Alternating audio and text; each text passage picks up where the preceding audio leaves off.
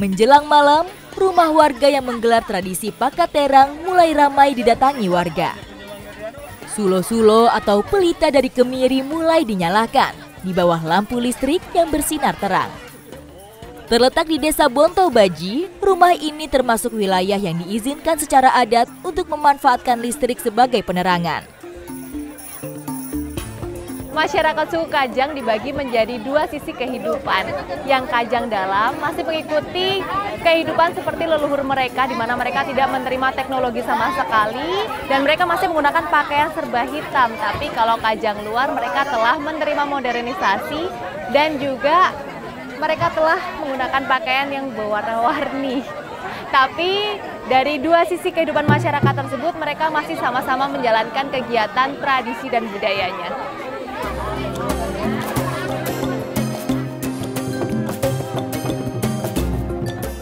Tamu yang datang pada pagelaran tradisi seperti ini tidak hanya warga adat saja, melainkan dari berbagai kampung yang tidak masuk kawasan adat. Semuanya tumpah ruah menjadi satu. Sebelum puncak acara dimulai, biasanya tuan rumah memberikan penghormatan atau disebut dengan abua kepada pemangku adat yang berjumlah 26.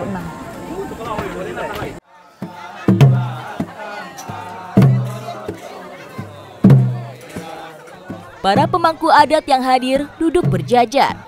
Mereka secara khusus disuguhi sirih pinang sebagai penghormatan dari tuan rumah.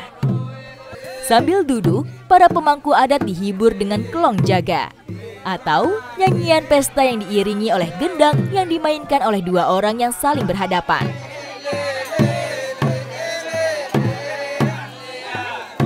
Dalam puncak tradisi Pakat Terang, berlangsung juga tradisi Akad Tere atau tradisi pemotongan rambut. Akad Tere ini merupakan ritual pemotongan rambut yang memiliki makna spiritual yang dalam. Jadi bagi masyarakat sini ketika orang telah melakukan Akad Tere, itu artinya orang tersebut telah memenuhi kewajiban spiritualnya.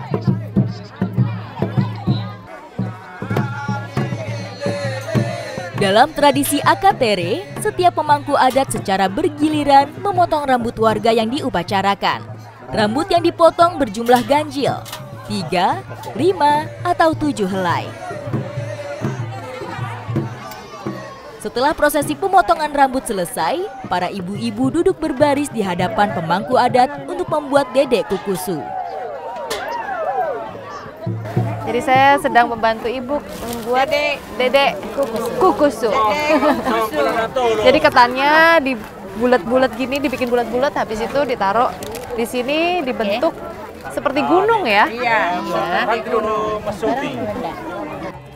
Ini. Ketan hitam dibentuk gunung di atas nampan kuno yang terbuat dari kuningan. Sudah jadi ya, cantik bentuknya. Nih, dedek kukusu. Dan ini setelah jadi akan ditutup pakai daun ya.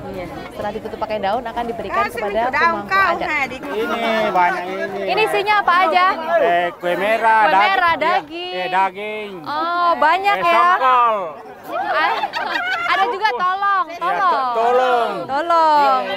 Banyak sekali ya. Dan ini akan diantarkan ke rumah para pemangku adat. Semua makanan untuk pemangku adat akan dimasukkan ke dalam kamboti yang terbuat dari daun kelapa. Jadi ternyata gotong royongnya warga sini, masyarakat sini tuh luar biasa.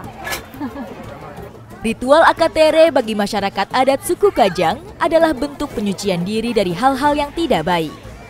Puncak acara Pakat Terang itu membuktikan bahwa masyarakat Kajang luar dan juga dalam masih memegang teguh budayanya dan tradisinya. Setelah ini masih ada acara penutupan dari tradisi ini. Ikuti jejak saya, jejak petualang.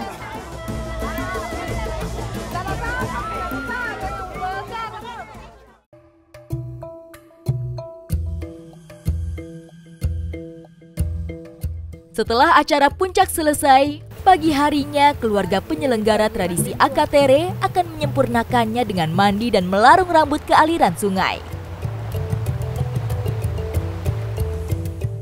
Jadi pemilik rambut yang ada di kelapa tadi digendong untuk menghanyutkan kelapanya. Jadi yang besar, yang kecil semuanya digendong. Kelapa ini sebagai simbol kehidupan dan kemurnian. Jadi ketika telah memotong rambut, membungkusnya ke dalam kelapa dan menghanyutkannya ke sungai, itu artinya sudah siap untuk melepaskan segala sesuatu yang ingin dilepaskan. Namanya limbuasa.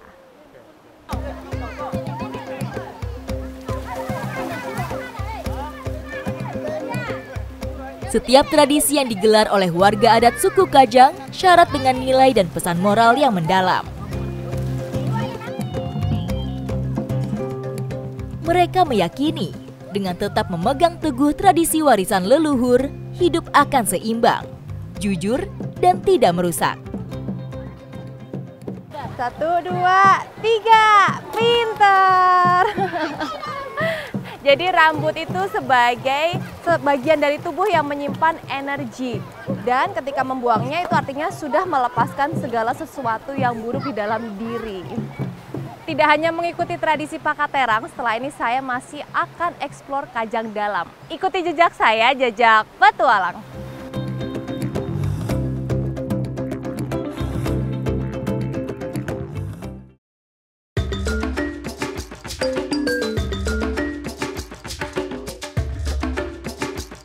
Sekarang saya bersama ibu-ibu mau mencari salah satu daun yang digunakan untuk pewarna kain.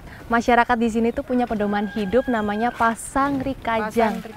Pasang rikajang ya. Jadi artinya itu mengajarkan kita untuk menjaga alam semesta karena alam semesta ini dianggap sebagai ibu dan ibu selayaknya kita jaga dengan baik ya. Hutan kawasan adat Amatoa memiliki luas lebih dari 100 hektar. Suku Kajang mempunyai sistem pengelolaan hutan berbasis zonasi lahan. Di zona Rabang Sepang atau batas sempit, mereka tidak boleh mengganggu dan merusak, termasuk di dalamnya kawasan adat Amatoa dan hutan adat. Sedangkan untuk memenuhi kebutuhan sehari-hari, warga diizinkan membuka lahan pertanian di zona Rabang Laura atau batas luas. Nah ini nih yang kita cari namanya daun tarung. Kalau dilihat sekilas itu bentuknya mirip daun kelor. Tapi ini nggak bisa dimasak ya Bu ya? Iya. Nggak bisa dimasak. Cuma untuk pewarna aja. Tuh, dan kita carinya yang tua-tua. Tarum atau Indigo Vera tinctoria adalah tanaman yang biasa dimanfaatkan suku Kajang untuk pewarna kain. Tumbuh dari biji, tinggi pohon tarum hanya 1,5 meter dengan cabang daun yang banyak. Ibu-ibu di sini biasa memindahkan keranjang ke atas kepala supaya lebih mudah saat memetik daun. Jadi yang kita petik itu daunnya yang tua karena kalau yang muda nanti warnanya nggak jadi hitam tapi abu-abu. Yang tua seperti ini nih. Kalau yang muda juga ada fungsinya ya. Ada fungsinya juga. Jadi ketika kita kena luka, kita bisa ambil daun yang muda. Nih. Terus habis itu kita hancurkan seperti ini. Habis itu kita gosokkan di bagian begini. Bagian yang kena luka. Kayak begini. Oh, digitu dulu. Ya. Oh, digini dulu. Nah, dikasih kalau kering dikasih air diperaskan itu yang diperaskan. Oh, diperaskan. Tapi seperti ini juga bisa. Iya, seperti digosokkan ke bagian yang kena luka karena daun ini tuh mengandung antiseptik. Antiseptik ini. Kehidupan suku Kajang mengajarkan kita bahwa dengan menjaga alam tanpa kuasa yang rakus, kita dapat menerima banyak manfaat bagi kehidupan. Masyarakat di sini kalau ngambil hasil alam di hutan itu secukupnya. Ini cukup untuk mewarnai satu gulung benang warna putih. Jadi untuk menjaga keseimbangan alam, untuk merawat alam ini secukupnya.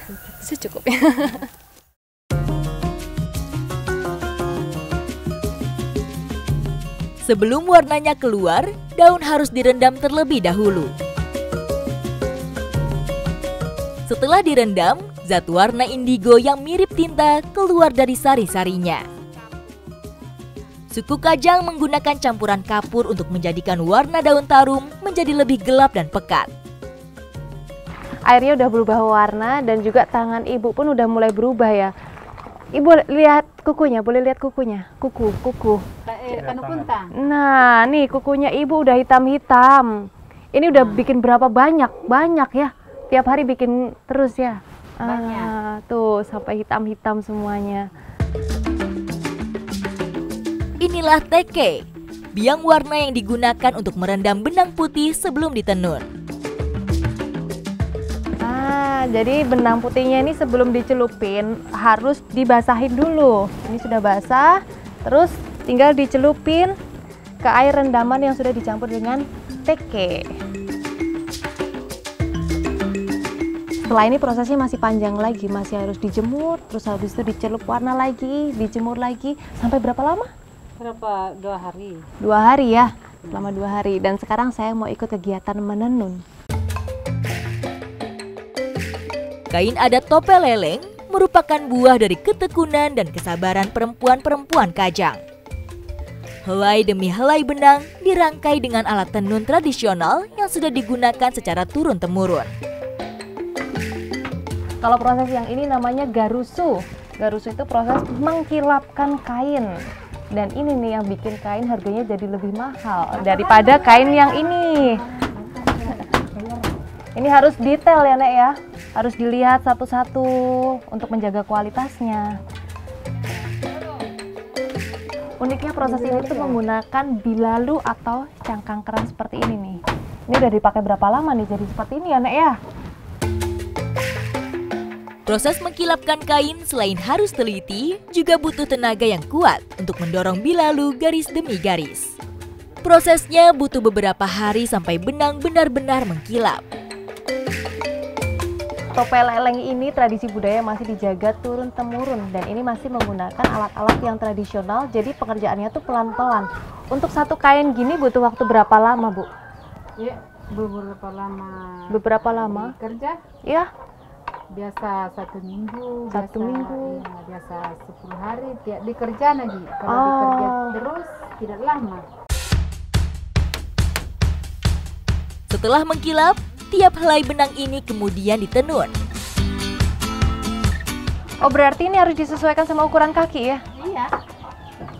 Disesuaikan. Ternyata harus disesuaikan dengan Disesuaikan. ukuran kaki. Supaya apa, Bu? Supaya enak dirasa. Oh. Jadi pengerjaannya ini harus dengan perasaan, harus lembut-lembut ya. Gitu. Penuh kesabaran ekstra dan kesembunyi-bunyi, ketelitian. kesembunyi-bunyi. Gimana caranya? Tertarik. Nah. Oh.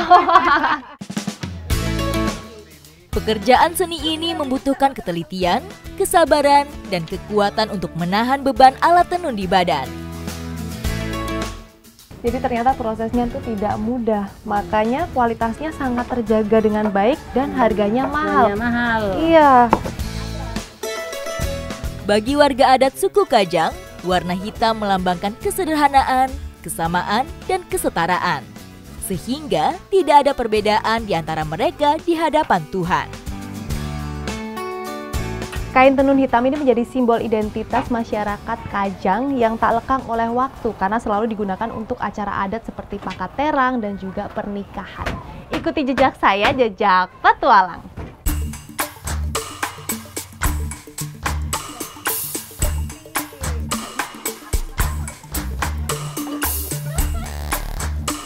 Setelah 20 hari kematian, setiap 10 harinya diadakan ritual ngalebangi. Ini untuk mendoakan arwah dan juga untuk menghibur ya.